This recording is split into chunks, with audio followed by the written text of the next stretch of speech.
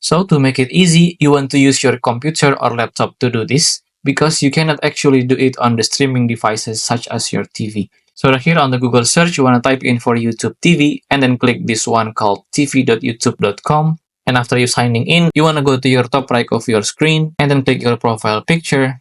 And then you want to tap on settings. And then right here on the settings, you want to go to the billing section under membership. And here on the billings on YouTube TV, you can click right here on the update at the right side of your screen, which will automatically open up a new tab. And then you want to paste the 2FA or two-factor authentication if you ever turning it on your Google account, where you need to make a confirmation if you are a real and the right person for the account. Then you want to make sure you are on the Google Payment Centers and then open the subscription and services right here. And then on the active one, you want to go to YouTube TV and then click on Manage. After that, here on How You Pay section, you want to click on the Change Payment Method, which will again automatically open up a small window called Update Primary Payment Method. And then you want to click on this little arrow right here facing down to update or change your payment method on YouTube TV, where you can add a new debit or credit card or just change it. And then you have to insert any required data and then click on Submit.